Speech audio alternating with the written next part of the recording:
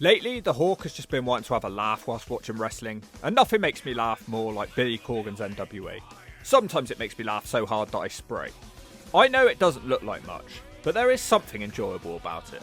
Wrestling is often too serious nowadays. NWA often has strange gimmick matches. They have a dude who believes he's freaking Indiana Jones and he has a monster with a bone for some reason. Hot women, and although most people hate him, they still want to see what EC3 is up to. On last month's video, EC3 was forming a cult, but then nothing happened, and it seemed like the cult angle had been dropped. But I am told by sources within the company that it hasn't actually been dropped, they're just figuring out how it's going to work. Well, maybe don't start the damn angle in the first place if you don't know what to do next. We've got 3 episodes to get through of this show, which is just streamed on X nowadays. Man, Billy Corgan needs to sort that out, or I'll squeeze his bald head and make him shout. The show starts with a match between Pirate Paul Burchill and Baba Thunder, who was an NXT wrestler a year or so ago as Commander Aziz and Dabba Kato. NWA are billing him as 7 foot tall. What weird area of the wrestling universe have I just entered? A pirate versus a giant. The commentary team desperately explain that the crowd is just quiet because they've been wanting to see what's going to happen here. Baba slowly beats on Burchill with standard big men moves. Pirate Paul tries to knock him down with clotheslines, but Baba Thunder simply shoulders him back down. The Giant hits a suplex body slam. Now the Giant starts doing boot chokes, which the referee just can't take. The Giant shoves the ref and the match is thrown out for DQ after just a couple of minutes. The Giant is a bad loser and continues attacking. The leader of the Bold Boys, former Spirit Squad member Mike Mondo, climbs into the ring and celebrates with him. Man, Paul Burchill in NWA sucks. We're told that we're going to hear from EC3 next, so stay tuned for that, I guess. Man, he looks miserable. I guess you would be too if you were stuck in this promotion. He will have to face Bram in a steel cage at the pay-per-view. EC3 says he's a leader and he's over, man. He compares himself to Alexander the Great and Ric Flair. Once again, he only lost the world title because he made Bram a better wrestler than he is. It's not really something to boast about, is it? He says at the pay-per-view that Overman will become an overlord. Yeah, but what about your Cole? Someone smacked the interviewer one with a brick. He's not asking the questions that we need the answers to. Back from an advert break, and Damien Sandow now has his Doom 2.0 team jump a team of jobbers. These jobbers are big, but at the same time they look like they've never lifted a weight in their lives. In fact, one of them looks like X-Pac covered in lard. Rodney Mack hits a spinebuster on the hippie, but they don't seem to be in a rush to win. Marche Rocket misses a splash and the tag is made to Fat Pack. He manages reversal and tells Rocket to suck it. They try a double team which comically fails. The Mac militant causes a distraction, allowing Rocket to hit a dropkick, and it's over. Wow, can you imagine if AEW or WWE had a match end to a simple dropkick? There would be riots in the streets of Roy, New Mexico. Things don't improve next with a 6-man tag. The Country Jays, managed by a rip-off Tennessee Lee. Actually, he's also a wrestler, I remember him from a previous show. And they're taking on 3 little kids, the Rewind Society and Christian Anderson. The Country Gentlemen win this one quickly with a powerbomb diving clothesline combination, and the old man makes the pin with his boot for comedy effect, I guess. Carson Drake and the New Nasty Boys interrupt the celebrations. The ref decides to make an impromptu 6-man tag. The slime balls start bouncing off the ropes and doing bad looking moves. Pins keep getting broken up. The big country boy hits a DVD into a clothesline. Now look at this for a shuffle. It makes you want to remove your eyes with pliers. Slapnuts be turning in his grave and he ain't even dead. When you watch these sort of wrestlers in a massive company like the NWA, it truly gives the average man hope that they can make it too. The bigger slime ball goes into a trance, shaking his haircut around. He almost pays for that. Then the match just randomly ends as Drake drags his team away. He claims that the country wrestlers are all drunk on whiskey and he's not risking his team's life wrestling a bunch of drunks. Tiffany Neves hypes up her upcoming cage match against Markova. She almost steals the Hawk's catchphrase. Get it? Got it? Bueno! I almost told her to shove it. Now Alex Taylor will face some kid called Hunter Drake. How much do the NWA pay their wrestlers? They must be flat out broke with the wrestlers they're showing up here. To be fair, the kid does know how to wrestle. He does a springboard hurricanrana. He hits some drop kicks too, and he keeps opening his mouth like a zombie from The Walking Dead. He nails a reverse Rana out of the corner before Taylor pulls him into the ring pole. Nutsack first. It's all Taylor now, who connects with a Turtle World backbreaker. Taylor then misses an elbow drop and the match turns. He hits a running shooting star press for a 2. Corgan points out that he didn't hit it properly. Hunter Drake hits a kick on the apron, but he misses his 450. Taylor then just finishes him off with a lariat and the green whistle. Not terrible, but it's hard to care. How can you have 2 wrestlers in a row have the surname Drake? It's confusing for new viewers. Just like last time when everybody was fat and bold. Hollywood Hailey J once again threatens Kenzie Page and says she's only famous because of who her dad is. I still have no idea who her dad even is. A really strange matchup next. The loser will become the servant for the other forever until they die. Or this company does, whichever happens first. Lev versus Alexander Misery. Lev looks like a jobber from WCW and the other guy is Vampiro if he never worked out. They have some good moves, but some things do look a bit sloppy, like this basement clothesline dodge into a crucifix. Misery wins with a tornado DDT and an F5. Lev will now be his servant forever. Man, I bet he's hoping this promotion hurries up and dies. Big man, Silas Mason will now have a face-off with Brian Idol. Idol tries to cut a heartfelt promo about how much he's done for this company. He's tired of the Southern Six group. Silas Mason says he doesn't move needles, and the only needle he moves are ones into his ass. He questions Idol's lack of a nutsack. He will beat him up on pay-per-view. The interviewer looks terrified of Silas Mason. Mason demands the interviewer gets on his knees and apologises for being a dick. The interviewer refuses to apologise. He's feeling brave with his friend behind him. Really liking this Silas Mason. The show ends with a song by Trevor Murdoch making fun of Talos and Daisy Kill. He sings that Daisy Kill reminds him of a fart. Wow, and on that bombshell, that's the end of episode 1. Everybody just wants to be Joe Hendry now. Not a good episode, way too many jobbers and not enough women or proper wrestlers on my screen. We now enter what was originally a pay-per-view called Looks That Kill, but as usual they've split it up into 4 separate shows to save money. This one starts out with Kenzie Page bragging about being the youngest NWA Women's Champion and trashing Hayley J by calling her Holly Hood. I've heard this a few times, she doesn't really do anything that makes me think she's trashy. Those two will meet for the women's title on this show. This taping schedule is horrible. You get invested in somebody and then you don't see them for 3 shows. How is anybody meant to build up momentum? But before we can get to that, we have to get through one of the typical wacky NWA matches which we've all come to know and love. Primo and Epico claim they're in the NWA to have the best matches of their career. Well, it won't be, considering this is one of their best in their careers. They're taking on Scott Steiner's favourite tag team. Size matters, bitch. It's a little person and a very fat man called Stackhouse. Not sure why this would even be on pay-per-view, to be honest. Primo starts with the little man. It appears that this is being treated as a serious matchup. Primo shoves him down a couple of times and shakes with happiness, but he doesn't realise that the big man has made the tag. Primo dumps his nappy of fear when he realises, and Epico wants nothing to do with it. Stackhouse just squashes him once and strangely makes the tag. Smalls does a Bronco Buster. Primo fills his nappy for a second time and runs away from the little man making the tag. Epico doesn't look happy. Smalls deals with him with a drop kick into a bulldog. Then, Smalls does his signature move which he calls the Caterpillar. Primo doesn't let it go down like that. Epico whips Smalls into the turnbuckles and tags out. Primo crushes Smalls against the ropes, but he doesn't want to beat him that way. Instead, the Colognes hit a double big boot. Epico suplexes him and everybody's having a good old time now. Not for long though, as Smalls connects with a jawbreaker and a step up in Zaguri. The tag is now made to the big man. He hits clotheslines and body slams. Stackhouse stacks the Colognes and starts squashing them.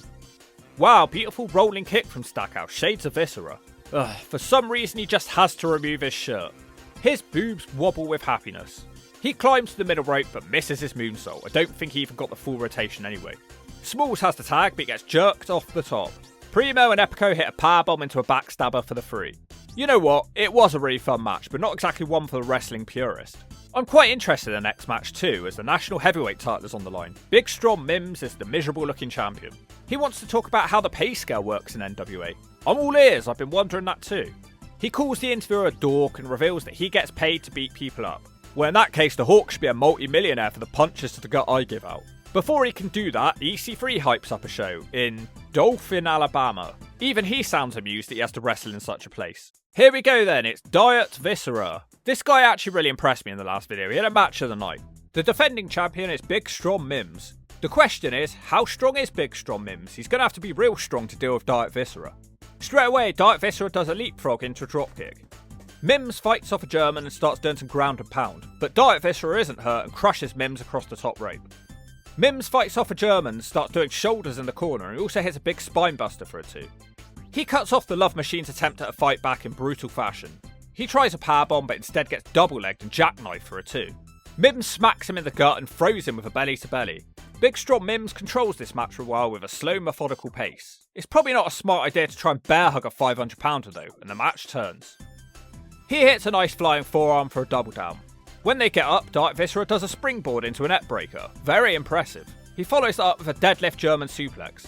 He looks to fly with the crowd fully behind him. He takes way too long though and misses his crazy 450 splash. Mims quickly heart punches him and finishes him off with a big strong slam. Wow, I love that match too.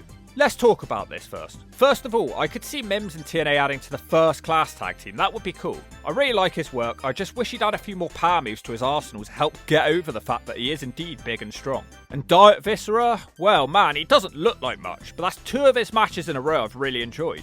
I think his attire is an issue, he looks like an indie wrestler who isn't going to be capable of anything good. Find something which works better and I think he'll do well. He's actually one of the better people in this company from what I've seen though, I hope they keep using him. The It Girls have a promo next. LMV has a voice like nails on a chalkboard. They revealed that on the next show they will put their tag belts on the line against Kenzie Page and her mystery tag team partner. The main event of this show is the NWA Women's Singles title. Hayley J challenges... Wow, her music's actually really good.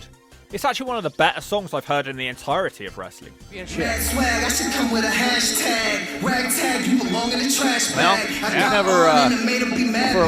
Having a good theme song is so underrated. Hayley J cuts a promo first. She heels it up, saying that she's the only real woman star in this company. She vows to go all around the NWA territories and hold all the belts at once. She's Hollywood Hayley J. She doesn't give a damn about the Grammys because no one could stomach her, let alone stand her. The champion is Kenzie Page, who has been champion for a very long time. Bit of a new look for her tonight. Hope she impresses me a bit more tonight because I still haven't seen anything from her. Kenzie still seems to have the advantage of her brawling. She misses an attack and gets choked and squashed on the ropes. Hayley isn't done though and net breakers are out the ring. She gets her back in the ring and tries to work a sleeper, which doesn't work. Hayley gets her tied up in the ropes and slaps her boobs a couple of times. Hayley J now smashes her with a super kick for a 2. Kylie does manage to come close with an inside cradle before getting booted back down. Hayley follows that up with double knees from behind and a shining wizard to the front. Kenzie makes a comeback with a punch to the gut and an uppercut. Hayley isn't phased though and starts smashing her back, which Kenzie no-sells and boots her head off. They start frantically brawling and Hollywood wins that exchange with a clothesline. She takes too long on top though and Kenzie catches her with a boot. They fight on the top rope but Hayley slips under her and hits a powerbomb.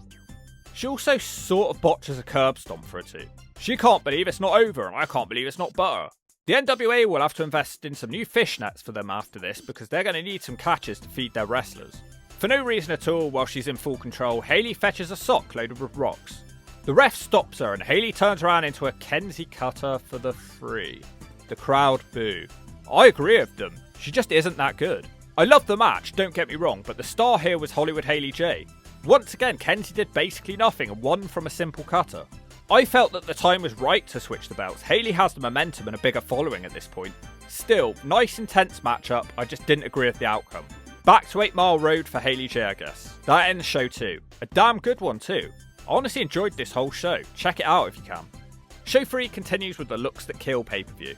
The tag titles will be on the line next. The challengers are Daisy Kill and Big Talos, and they take on the champions who are Mike Knox and Trevor Murdoch. The entrance ramp looks like a wheelchair ramp. The champions quickly close on Big Talos out of the ring. Murdoch tries to dive but gets jerked off and the match turns. Big Talos comically picks Murdoch up by his ears. He side slams Trevor Murdoch. Daisy Kill tags in and kicks Murdoch and flattens him with an axe kick. Talos comes back in for body slam and it just looks so much more impressive when you're slamming a guy from that height. Mike Knox eventually gets the tag and he takes out Daisy with a big wind-up slam. Nice running crossbody to Talos too, who no-sells that. He misses his big boot though and gets barged out of the ring. Then out of nowhere the champions hit a high-low and it's over in quick fashion. NWA really doesn't like a title change, do they? Maybe it's a case of, until bigger names come along, Corgan just doesn't want to switch any of the champions. Kerry Morton is up next in a no-limits match against Colby Corino. Apparently these 2 second-generational wrestlers used to fight when they were babies. Corino gets us started for big boot. He also hits an ankle slam and kips up with the 2 people in attendance clapping with happiness. He impressively hits a flipping senton for a 2. Kerry finds a chair, but Colby quickly baseball slides it into him. Corino slides the chair out of the ring at his gut and quickly throws himself out of the ring too. Really nice start to this match. Corino attempts a suplex on the wheelchair ramp, but Morton reverses it and busts his gut open on the barricade. He ain't done though and throws Corino onto the ramp. Corino has a perfect hairline going down the middle of his body. Morton gets distracted, threatening commentators and referees. He pays for that when Corino drops him on the steps. He fills the ring up with chairs. Corino builds a wacky structure with the chairs and instantly regrets it as he gets slammed on them. He shouldn't have bothered. Morton takes a seat and tries to knock out Corino with a sleeper, but Corino escapes and drop toe holds him into the chair. Just a 2. Once again Colby sets up chairs and once again he gets slammed into them. Maybe he should rethink what he does. The next bit is botched though, as Morton tries to throw Corino off the top into a chair. They move on to play hot potato with a chair until Corino boots it into his face. They then do the tombstone reversal spot, ending with Corino hitting a tombstone on a chair. Shockingly, in fact even more shockingly because this is the NWA, that is not the 3. Someone won earlier with a dropkick. Morton manages to knee a chair into Colby's face and he quickly powerbombs him into the chairs. The ref counts a 3, but then he changes his mind saying Corino's feet are in the ropes. Morton looks to win with a superplex into a chair, instead he gets a brutal Green Bay plunge from Corino and he finishes off Morton with a driver. Pretty insane match by the NWA standards. It wasn't the smoothest match of all time, but it was still very enjoyable. Colby, Corino and Morton both continue to impress the Hawk. Just the main event for the women's tag titles. The defending champions are the It Girls, Ella Envy and Muzdar. Going by the comments, you guys are liking these two chicks. As Ella Envy walks around the crowd annoying them all, you can't help but notice all the empty seats once again. The challengers will be Kenzie Page in an arm sling and a woman called Big Mama who's also champion of something. Everyone's a champion in this promotion. Kylie has got her dad with her to back her up. She complains for ages in a screamy bitchy voice that she's too injured to wrestle. But Kylie has found a replacement, and that will be her sister Kenzie Page. Oh great. I can't believe this is a main event. Random, thrown together garbage. Big Mama hasn't even been on NWA TV for a while. Ella and Kenzie used to be a tag team together, so I guess from that perspective it makes a bit of sense. Paige drops her on her face and rolls her up, but they end up trading pinfalls for a bit. The pace picks up and Paige hits with her head scissors. Big Mama's in now and she completely flattens Ella. She scrambles away and tags Muzdar, who's still doing a gimmick that her neck is injured. Big Mama catches her crossbody and slams her for a 2. Ella Envy turns the match by pulling on Paige's hair and Star hits a clothesline. Star also powerbombs her out the corner for another 2. Muzdar does a facebuster, shades of Madison Rain. Now let's see Ella Envy top that one. She doesn't. Instead she hits a cannonball in the corner and she tries to make a pin when Big Mama is literally on top of her already. Muzdar moves on with a Samoan drop, which I'm just not okay with. Samoan drop should just be saved for Samoans and fat girls, and Muzdar is neither. Paige slips out of her DDT attempt and they do a double hair takedown. Tags are made. Big Mama squashes the It Girls in the corner. Kenzie comes back in and reverses a move into the fucking Kenzie cutter for the 3. Kenzie freaking Page is now a double champion, hitting a sum total of about 2 cutters. What is Billy Corgan's obsession with this woman? Is he trying to just sweeten her up so much that she doesn't want to leave the NWA? It's bizarre, I've watched about 5 of her matches in the last 2 months and not been impressed by a single one. This match pretty much sucked and it didn't feel like a main event. A mixed bag. This taping schedule is a real issue. So, presumably, we won't be seeing any of these people for the next few shows unless Kenzie Page somehow captures another title. It's just not a good way of booking. As much as I disagree with her being a double champion, it's foolhardy to have her missing from your next few shows now. And if you don't agree with that, I'll take your girl and make a bow.